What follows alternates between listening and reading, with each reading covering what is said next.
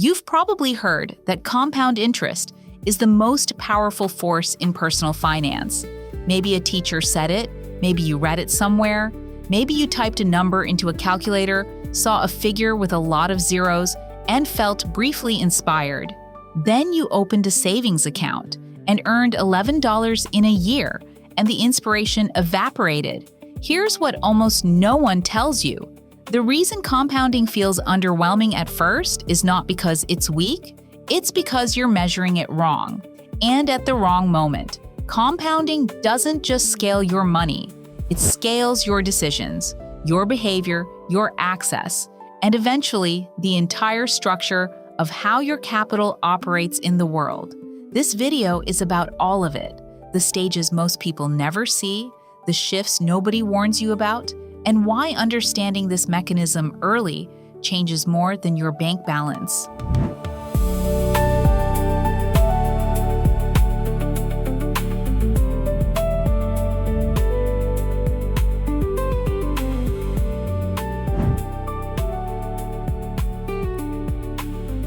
You start where most people start, a savings account.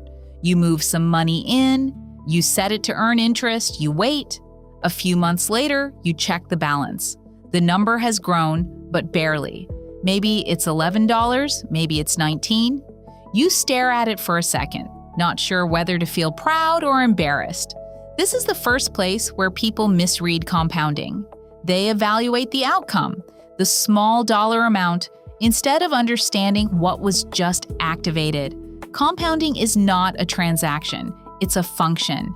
And like most functions, it is nearly invisible at small inputs and small time frames. What you actually did when you opened that account and left money there was not earn interest. You enrolled yourself in a process where every gain becomes part of the base, and then the base grows, and then that growth earns its own return. And that cycle continues, not once, but indefinitely.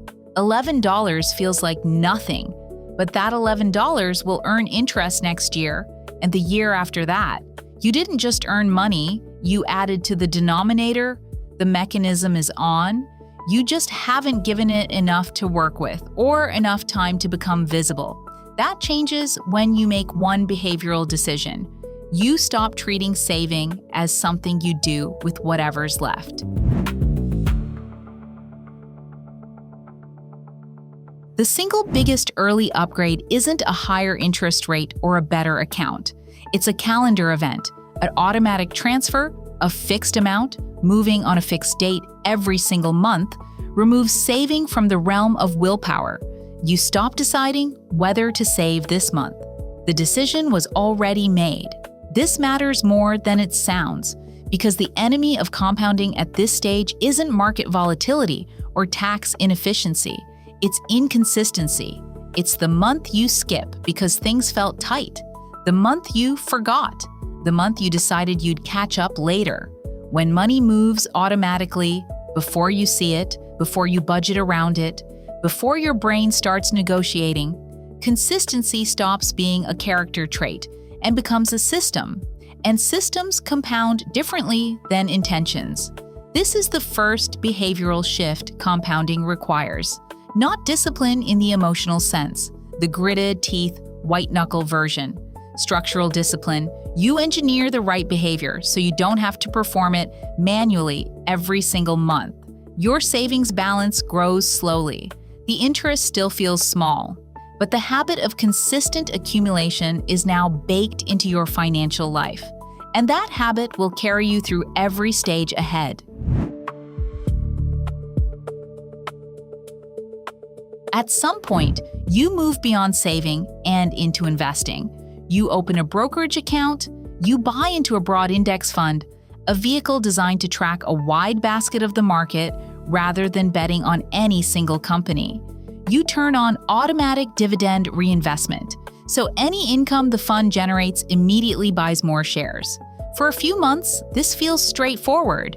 Then the market drops. Maybe it's a slow decline across several weeks.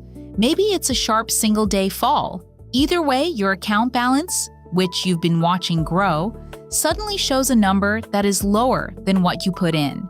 This is the test, not because losing money on paper is pleasant, but because what you do in this moment determines whether compounding will actually work for you over time. Selling locks in the loss? It converts a temporary paper decline into a permanent real one. More importantly, it removes you from the recovery, which historically has always come, though no one can guarantee the timing or the shape of it. Holding requires something that feels counterintuitive. You have to trust a process more than a number on a screen. Most people understand compound interest as a math concept. The market test reveals whether you understand it as a commitment, because compounding only works on capital that stays invested. Every time fear overrides the strategy, the mechanism pauses or reverses. This is where the behavioral education gets real. The returns don't just reward patience in theory, they punish impatience in practice. Once you've survived a market drop and held your position, something changes in how you think about investing decisions. You start caring less about finding the next great opportunity and more about removing the small, invisible drag that quietly erodes returns over time. You look at expense ratios, a fund that charges 0.80% annually versus one that charges 0.05% doesn't sound like a dramatic difference until you run the numbers over 20 or 30 years and realize you've paid away a significant portion of your gains in fees that never appeared as a line item. They were just quietly extracted from your growth. You look at tax-advantaged accounts designed to shelter your investments from taxation, whether you pay tax now and grow tax-free later, or defer the tax entirely, can meaningfully change the final outcome, depending on your situation. Contributing enough to capture any employer match is, by most measures, the highest return decision available at this stage. It's immediate additional capital. Ignoring it is one of the more expensive, invisible mistakes in personal finance. You rebalance, not because you've spotted an opportunity, but because staying aligned with your target allocation prevents you from accidentally drifting into more risk than you intended, or less return than you need. None of these decisions are exciting. There's no story to tell at dinner, no moment of brilliance, but this is where compounding separates people who understand it from people who only heard about it. The advantage accumulates not from doing something clever, but from consistently avoiding the self-inflicted mistakes, the high-fee funds, the uncaptured match, the poorly timed panic sell, the tax drag that compounds silently for decades. Boring, done consistently, compounds into something significant.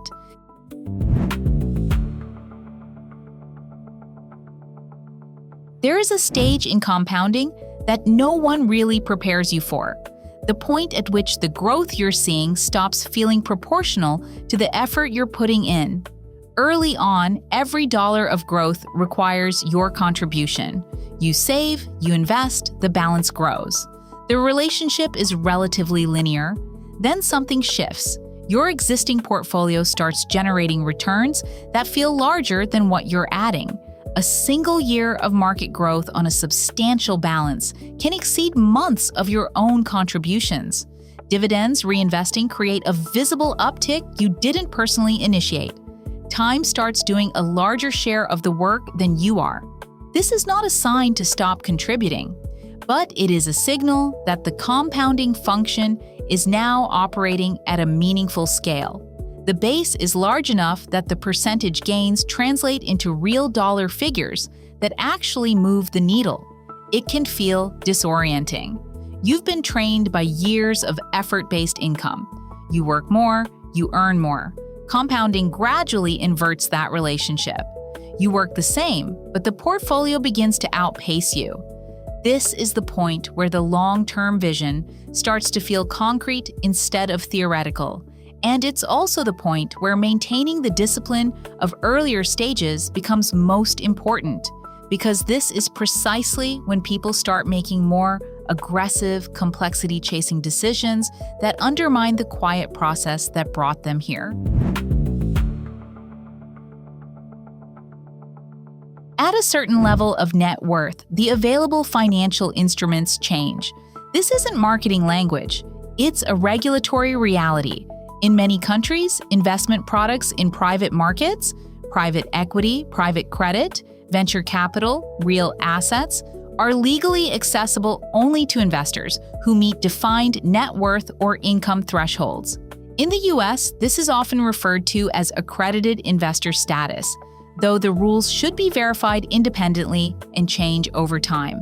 The logic behind these thresholds, whether you agree with it or not, is that private investments carry different risk profiles. They are often illiquid for years. They require sophisticated reading of offering documents, waterfall structures, and risk disclosures. And the expected return premiums can be significant, but so can the downside. At this stage, working with a qualified financial advisor is no longer optional in any practical sense.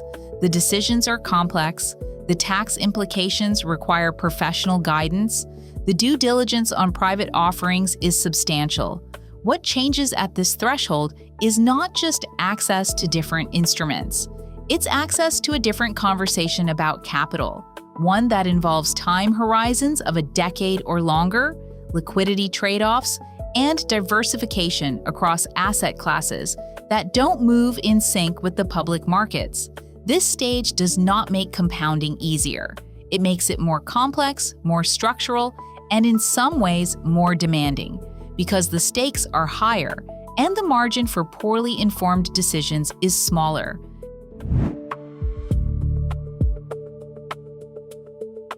At a certain scale, personal finance stops being personal.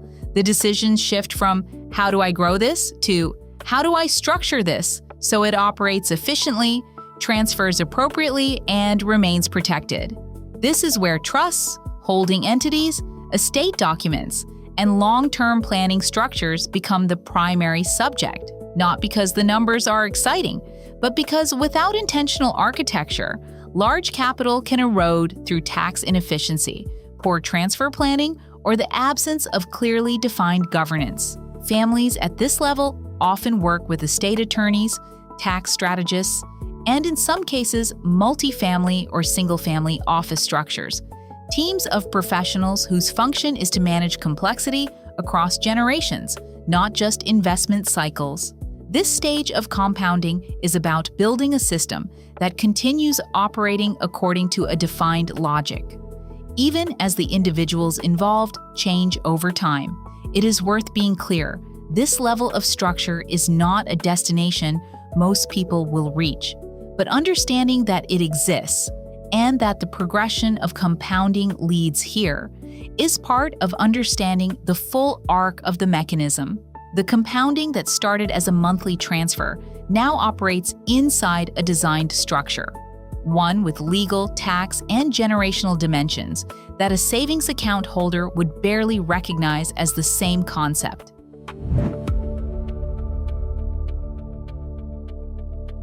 Here is something the finance content space rarely discusses honestly. At scale, compounding creates things beyond financial returns. It creates proximity to power. It creates complexity that requires professional management. It can create distance from peers, from the clarity of earlier decisions, from relationships where money was not yet a loaded variable. Identity starts to shift. The person who opened a savings account with a small automatic transfer is now making decisions inside structures they would not have been able to imagine then. Some of that shift is genuinely positive. Reduced financial stress, long time horizons, options that simply weren't available before. But some of it carries weight. Privacy becomes a concern. Relationships carry ambiguity.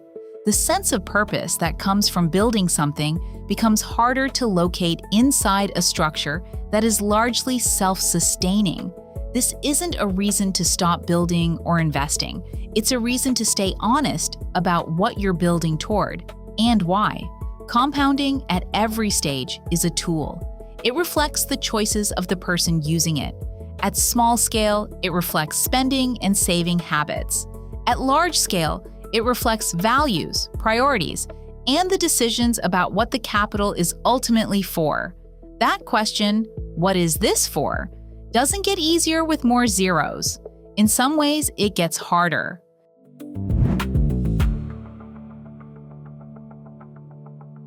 Compounding is not magic. It doesn't guarantee anything. It doesn't reward hope or enthusiasm or good intentions.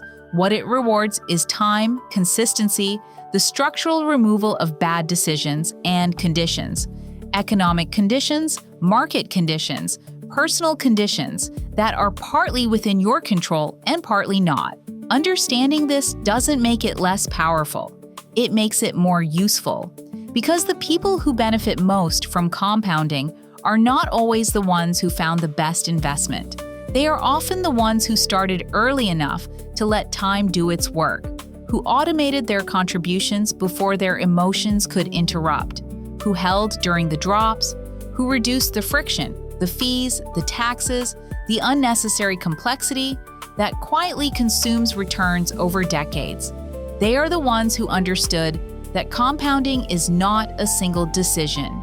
It is a repeated decision, the same set of behaviors executed consistently for a long time. The math is not the point. The math is the output. The input is a series of choices to begin, to continue, to hold, to simplify, to stay patient when the number on the screen moves in the wrong direction. And here is what that means in practice. Compounding is not something that happens to you. It is something you sustain.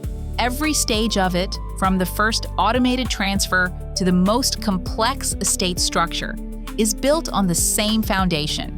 Repeated decisions made consistently over a long enough period that they become momentum.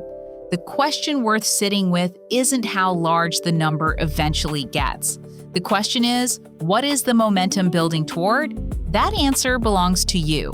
The mechanism is just waiting.